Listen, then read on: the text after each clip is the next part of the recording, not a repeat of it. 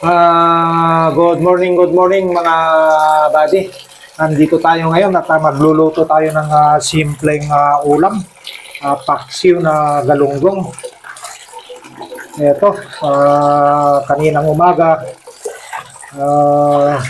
inayos ko na to at niluto, hinugasan ko na. Pero ulitin pa rin natin para malinis na malinis. Para ready to cook na mga buddy ko. Ito. At ilagay na natin sa ating kawali. Para lagyan na natin ng rekado. Para umpisaan na natin lutuin. Masarap ito kasi presko pa. Kaninang umaga, mag-ikot ako sa palengke. Ito yung nagustuhan ko bilhin. Masarap, ipaksiw. Maasim na suka. Ayan mga buddy. Talagang napakasarap ito. Dahil bihira tayo mag-ulam ng paksiw. Kaya ito. Kita nyo mga buddy. Ready to cook na. Lagyan na lang natin ng mga recados para iluluto na natin. Ayan.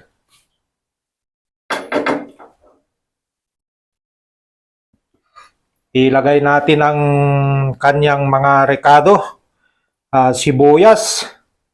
Simpleng luto lang ito mga buddy. Alam nyo naman kapag pang pamilya, mga simpleng luto ay masarap. Lagyan natin ng bawang, luya. Ayan. Masarap kapag maraming luya dahil yung luya nagbibigay ng bango at saka lasa. Napakasarap. Lagyan din natin ng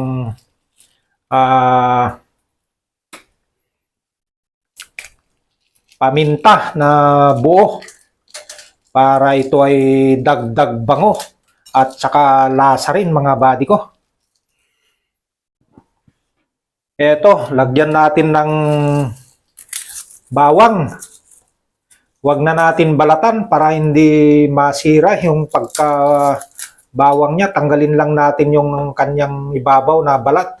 Ilagay natin na buo. Yan. Eto, dagdagan natin ng, alam nyo na to mga buddy kung ano ito. Dagdagan natin ng konting pangpasarap. Ayan. Napakasarap yan. Tapos ilagay na natin ng kanyang vinegar. Para ito ay talagang maasim na maasim. Mas maganda kapag maraming vinegar. Mas masarap. Malalasahan mo yung kanyang asim. Tapos lagyan din natin ng asin. Ayan mga buddy.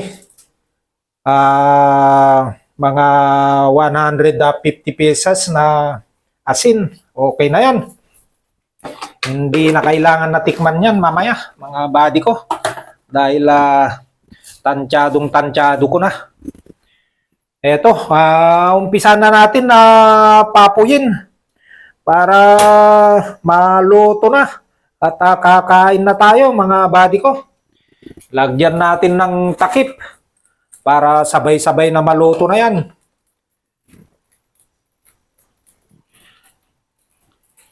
Ayan, kumukulo na. Tignan natin, i-check na natin mga buddy. Ayan. Kita nyo naman, kumukulo na. Talagang ito ay parang lumalabas na yung kanyang lasa na pagkaasim-asim na. Ayan, makita nyo mga buddy. Ilagay natin yung kanyang sabaw sa ibabaw. Patakan natin para ito ay magkalasa sa ibabaw dahil hindi inabot ito ng kulo. Napapalunok na ako mga buddy. Parang nalalasahan ko no yung napakasarap na paksiw ngayon. Napakasarap na ulam itong. Sarap na kamay-kamayin na naman nito. Alam nyo mga buddy, kapag ako ang kumakain ay gusto ko talaga yung magkamay. Dahil kahit yung mga dulo ng aking mga daliri ay napakasarap na dila-dilaan at sip-sipin. Pakasama na yung mga daliri natin mga buddy. Ayan kita nyo. Ito ay talagang lotong pang pamilya lang. Hindi na kailangan yung mga nilalagay-lagay pa nila na yung adobong paksiw. Hindi na. Ito ay solid na vinegar lang ang nilagay ko. Tsaka mga recados. Ayan, kunting kulo na lang yan. Okay na. Ilagay natin itong dahon ng sibuyas. Kita nyo yan mga buddy. Ibabaw lang natin para ito ay dagdag bango at saka dagdag lasa rin. Ayan, saka natin takpan. Kumukulo na mga buddy ko, dahan-dahan lang natin ng konting apoy para mamaya-maya antayin na lang natin na medyo kumulot, maluto yung kanyang mga recados. Okay na yan mga buddy. Eto na mga buddy, tignan nyo natin, i-check na natin. Kumukulo na, napakasarap na ng kulo. Ayan, ayan. Tignan nyo nga mga buddy ko. Ayan, tutukan mo cameraman. Oh, ang sarap na ng kulo. Talaga ito ang tunay na paksiw mga buddy ko. Hindi ko nilagyan ng mantika, toyo o kung ano-ano dyan. Ito ay talagang solid na vinegar lang ang nilagay ko. Ayan. Tutukan mo nga cameraman yung sabaw niya. Ilagay natin sa ibabaw para ito ay magkalasa yung nasa ibabaw. Dahil alam nyo naman, konti lang ang sabaw nito. Baka hindi naabot yung lasa sa ibabaw, kaya ihalo natin ganun. Patuluan natin sa ibabaw. Ayan na.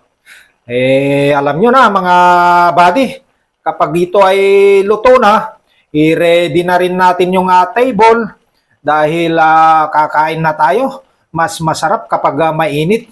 Kapag ito ay hanguin na natin at kakain na. Halika na, Direk. At tikman mo nga ito kung talagang tunay na masarap itong loto mo. Ayan, si Direk, bihira lang titikim to. Pero ito, titikim na dahil napapalunok na. Ayan, tikman mo nga Direk. Tutok mo yung camera. Titikim na si Direk. Yan na. Hello mga buddy, solid supporters, followers ng ating channel, Buddy T Vlog. Andito na si Direk at titikim na siya. Talaga. Kumagat yung kanyang asim. Maasim na paksiw talaga mga buddy ko. Napakasarap. Ang sarap. Talagang perfect. Incredible mga buddy ko. Takpan na natin at i-ready na natin yung table at kakain na tayo. Patayin na natin. Eto may natira pa na ulam kahapon. Nilagay ko sa rep at nilagay ko rin dito ngayon. Iinitin na natin uli dahil ulamin natin. Napakasarap to dahil ito yung tira namin kahapon na ginataan na hito. Ito ay hindi na kaya ubusin dahil napakadami. Ang lalaki yung binili ko. Kaya initin natin uli yung isa para ulamin natin. Tingnan nyo. Isang hito pa yan.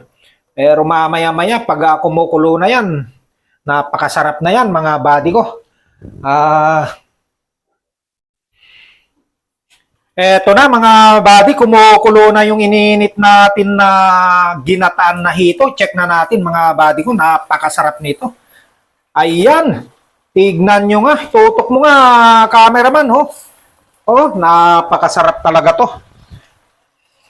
Ayan na, ibabaw natin uli yung kanyang sauce o sabaw. Dahil alam nyo naman mga buddy, hindi naabot ng kanyang lasa at saka tubig yung kanyang sabaw. Kaya ibabaw natin. Ayan, napakainit na. Ayan, yung kanyang sauce o yung kanyang gata. Ibabaw natin para sa ibabaw magkakalasa. Napakasarap to. Nakamay-kamayin na naman mga buddy.